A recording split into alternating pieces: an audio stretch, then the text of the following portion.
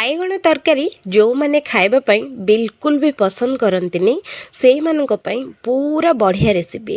ଯେଉଁମାନେ ବାଇଗଣକୁ ବିଲକୁଲ ବି ପସନ୍ଦ କରନ୍ତିନି ଖାଇବା ପାଇଁ ସେଇମାନଙ୍କୁ ଯଦି ଏମିତି ଫୁଲ ବାଇଗଣ ତରକାରୀ ବନେଇକି ଦେବେ ସେମାନେ ସବୁଦିନ ପାଇଁ ବାଇଗଣ ପ୍ରତି ଫ୍ୟାନ୍ ହେଇଯିବେ।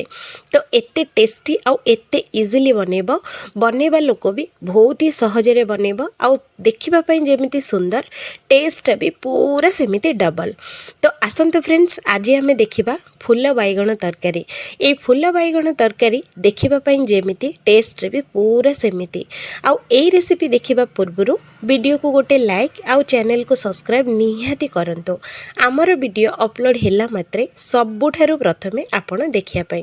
ତ ତାହେଲେ ଭିଡ଼ିଓକୁ ଲାଇକ୍ ଚ୍ୟାନେଲକୁ ସବସ୍କ୍ରାଇବ୍ ନିହାତି କରିକି ରଖନ୍ତୁ। ଏମିତିକା ସବୁଠାରୁ ସହଜ ଆଉ ସବୁଠାରୁ ସୁନ୍ଦର ରେସିପି ଆମ ଚ୍ୟାନେଲରେ ଆପଣମାନେ ଦେଖିବା ପାଇଁ ପାଇବେ। ଆହୁରି ବହୁତ ସାରା ଭିଡ଼ିଓ ଅପଲୋଡ଼ ଅଛି ଫ୍ରେଣ୍ଡସ୍, ଆପଣମାନେ ନିହାତି ଯାଇକି ଚେକ୍ କରିପାରିବେ। ଯେଉଁ ରେସିପି ପସନ୍ଦ ସେଇ ରେସିପି ଆପଣମାନେ ଟ୍ରାଏ କରିପାରିବେ। ତ ଆସନ୍ତୁ ଦେଖିବା ଫୁଲ ବାଇଗଣ ତରକାରୀ। ତ এই ଫୁଲ ବାଇଗଣ ତରକାରୀ ପାଇଁ ମୁଁ ନେଇଛି ଏଇଠି ବାଇଗଣ। ତ ଦେଖିପାରୁଥିବେ ଫ୍ରେଣ୍ଡସ୍, ଏଇଠି ମୁଁ ଛୋଟ ଛୋଟ କଳା ବାଇଗଣ ନେଇଛି। ଆପଣମାନଙ୍କ ପାଖରେ ଯଦି କଳା ବାଇଗଣ ମିଳୁଛି ତ ନିହାତି ନେବେ। ଆଉ এই ବାଇଗଣ ତରକାରୀ ଧଳା ବାଇଗଣରେ ବି ହେଇପାରିବ।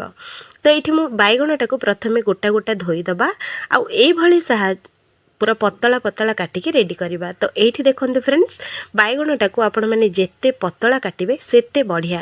ତ ଏଇଠି ଦେଖନ୍ତୁ ମୁଁ କାଟିକି ଆପଣମାନଙ୍କୁ ଦେଖାଉଛି, ନା ବେଶୀ ପତଳା ନା ବେଶୀ ମୋଟା, ଏଇଭଳି ସବୁତକ କାଟିକି ରେଡ଼ି କରିବା। ଆଉ କାଟି ସାରିଲା ପରେ ଆଉ ଗୋଟେ ବାଉଲକୁ এই ବାଇଗଣ ଗୁଡ଼ାକୁ ଆମେ ବାହାର କରିନେବା। ତ ଦେଖନ୍ତୁ ଫ୍ରେଣ୍ଡସ୍, ଏଇଭଳି ବାହାର କରିସାରିଲା ପରେ ଆ ଦେହରେ ଅଳ୍ପ ଟିକେ ନାକୁ ଲୁଣ ଆମେ ଦେବା, ସାଙ୍ଗରେ ଅଳ୍ପ ଟିକେ ନାକୁ ହଳଦୀ ଗୁଣ୍ଡ ଏଇଠି ଆମେ ଦେବା। ଆଉ ଏ ହଳଦୀ ଲୁଣଟା ପୁରା ସବୁ ବାଇଗଣରେ ଲାଗିଲା ପର୍ଯ୍ୟନ୍ତ ୟାକୁ ଆମେ ଭଲସେ ଗୋଳେଇ ନେବା।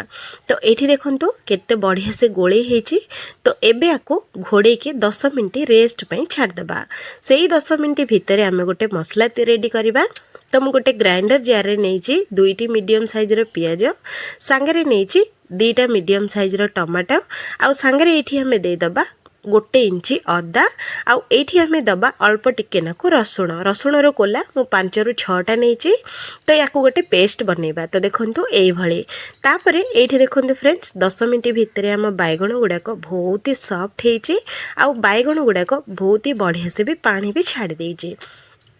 ତ ଏଇଭଳି ଯେତେବେଳେ ବାଇଗଣ ହେଇଯିବ ତ ୟାକୁ ଆମେ କ'ଣ କରିବା ନା ହାତ ମୁଠା ସାହାଯ୍ୟରେ ଏଇ ବାଇଗଣ ଗୁଡ଼ାକୁ ଚିପୁଡ଼ିକି ଆର ଯେତକ ଏକ୍ସଟ୍ରା ପାଣି ଥିବ ତ ସେ ଏକ୍ସଟ୍ରା ପାଣି ସବୁତକ ଆମେ ବାହାର କରିନେବା।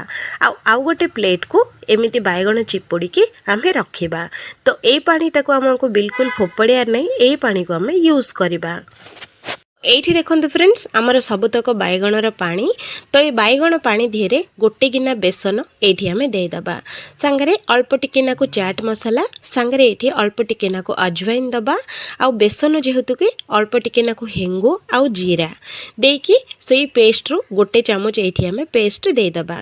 ଦେଇକି ଏଇଟାକୁ ଭଲସେ ଆମେ ଗୋଳେଇ ନେବା। ତ ଦେଖନ୍ତୁ ଫ୍ରେଣ୍ଡସ୍, ଏଇଭଳିଆ। ଯଦି ଅଳ୍ପ ଟିକେ ନାକୁ ପାଣି ଲାଗେ ତ ଏଇଠି ମୁଁ 2-3 ଚାମଚ ପାଣି ଦେଇଛି। ଆଉ ଏଇ ବେସନ ବ୍ୟାଟରଟା এইଭଳି ଗୋଳେଇକି ରେଡ଼ି କରିବା। ତ ଦେଖନ୍ତୁ ଫ୍ରେଣ୍ଡସ୍, এইଭଳି ଗୋଳେଇକି ରେଡ଼ି କରିବା ପାଇଁ ପଡ଼ିବ। ତାପରେ ଏମିତି ଗୋଳେଇ ସାରିଲା ପରେ ଆମେ ଯେଉଁ ବାଇଗଣକୁ ବାହାର କରିକି ରଖିଥିଲେ ତ ସେ ବାଇଗଣ ଗୁଡ଼ାକ ଏଇଠି ଆମେ ଦେଇଦେବା। ଆଉ ଦେଇକି ଭଲ ସେ ବେସନଟା ଯେମିତି ସବୁ ବାଇଗଣକୁ ଲାଗିବ ସେଇଭଳି ୟାକୁ ଆମେ ମିଶାଇ ନେବା। ଅଧିକ ବିଲକୁଲ ମିଶାଇବେନି ଫ୍ରେଣ୍ଡସ୍, ନହେଲେ ବାଇଗଣ ଗୁଡ଼ାକ ଭାଙ୍ଗିବା ପାଇଁ ଚାନ୍ସ ଥାଏ। ତ ଏଇଠି ଦେଖନ୍ତୁ এইଭଳି ଆମେ ଚାମଚ ସାହାଯ୍ୟରେ ଗରମ ଗରମ ତେଲରେ এইଭଳି ଆମେ ଦେବା। এইଭଳି ଦେଲେ ଦେଖିବା ପାଇଁ ବି ସୁନ୍ଦର ଲାଗିବ ଆଉ ପୁରା ଫୁଲ ଭଳି ବି ବନିବ। ତ ଏଇଠି ଦେଖନ୍ତୁ ମୁଁ ଅଳ୍ପ ଟିକେ ନାକୁ ସେଲୋ ଫ୍ରାଏ ପାଇଁ ତେଲ ନେଇଛି। ଆପଣମାନେ ଚାହିଁଲେ ଡିପ୍ ଫ୍ରାଏ ବି କରିପାରିବେ, କିନ୍ତୁ ସେଲୋ ଫ୍ରାଏ କରନ୍ତୁ, ଟେଷ୍ଟି ବନିବ ଆଉ ସହଜରେ ବନିବ। ଆଉ ଏଇଠି ଦେଖନ୍ତୁ ଫ୍ରେଣ୍ଡସ୍, ସବୁତକ ବାଇଗଣ ଏଇଠି ଆମେ ଦେବା। ପ୍ୟାନ୍ରେ ଯେତିକି ଆସିବ ସେମ୍ ସେତିକି ଦେବା, ଆଉ ଚାମଚରେ ଯେତିକି ଆସିବ ସେତିକି ଦେଇକି ୟାକୁ ହାଇ ଫ୍ଲେମ୍ରେ ଗୋଟେ ପଟ ସାଇଡ଼୍ଟାକୁ ଆମେ ଭାଜି ନେବା। ଆଉ ଗୋଟେ ପଟେ ସାଇଡ଼୍ ଦେଖନ୍ତୁ କେତେ ବଢ଼ିଆ ସେ କଲର୍ ଆସିଛି। ତ এই ବାଇଗଣ ଗୁଡ଼ାକୁ ଆଉ ଗୋଟେ ପଟେ ସାଇଡ଼୍ଟାକୁ ଆମେ ଓଲଟେଇ ନେବା। ଆଉ ୟାକୁ ଓଲଟ ପଲଟ କରିକି 2 ପଟ ସାଇଡ଼୍ଟା କେମିତି ଗୋଲ୍ଡେନ୍ କଲର୍ ହେବ ଆଉ ଭଲସେ ଭାଜି ହେବ ସେଇ ପର୍ଯ୍ୟନ୍ତ ବାଇଗଣଟାକୁ ଭାଜିବା। ତ ମୋତେ এই ବାଇଗଣ ଭାଜିବା ପାଇଁ ଫ୍ରେଣ୍ଡସ୍ 5 ମିନିଟ୍ ଲାଗିଛି। ଆପଣମାନେ ଯଦି କମ୍ ଅଧିକ କରୁଥିବେ ତାକୁ ଦେଖିକି ଟାଇମ୍ ନେବ। तो ये देखूँ सबुतक बैगण मु ओल्टे नहीं आउ दुई पट साइडटा भी केते बढ़िया से भाजी होती। तो ये देखूँ केते बढ़िया कलर आसी। तो ये सारा पर सबुतक बैगण को आम ये बाहर करनबा। आउ तेल टिके को बाहर कर सारा पर से पैन रे जीरा आउ ये आम चॉप करके रखाई पियाज अल्प टिके नाकु देकी पियाज टिके नाकु गोल्डन कलर हैला पर्यंत पियाज गुटा को आम भाजी नबा। तो ये देखूँ पियाज भाजी हो सारा पर ये आम दबा भृसंगा पत्र देके आउ थरे 2-3 मिनट पर्यंत ये पियाजटा को हमें भाजिबा। आउ गैस रो फ्लेम टाको लो टू मीडियम रखिबा। आउ एठी हमें दबा अल्प टिके नाको हळदी गुंड धनिया गुंड आधा चामच राग पई दबा लंका गुंड आउ एठी हमें दबा गरम मसला आधा चामच सांगरे एठी हमें दबा स्वाद अनुसार अल्प टिके नाको लूण। आउ एठी मु दोची स्वीट कॉर्न फ्रेंड्स आपण माने इच्छा थिले देई परिबे नहेले ए रेसिपी रे पूरा स्किप भी करि परिबे। आउ एतक जिंस दे सारला परे याको भल्ल से गोळेई नबा। तो देखंतो एई भली गोळेई नबा। तो ये देखो फ्रेंड्स ये गोल सारा पर 2-3 मिनट तापर आम जो मसलाटा बाटिक रखी से मसलाटा ये आम ऐड करवा। आउ ये मसलाटा आम भल कि स्लो फ्लेम रे ये मसलाटा को आम भल से सिझेबा।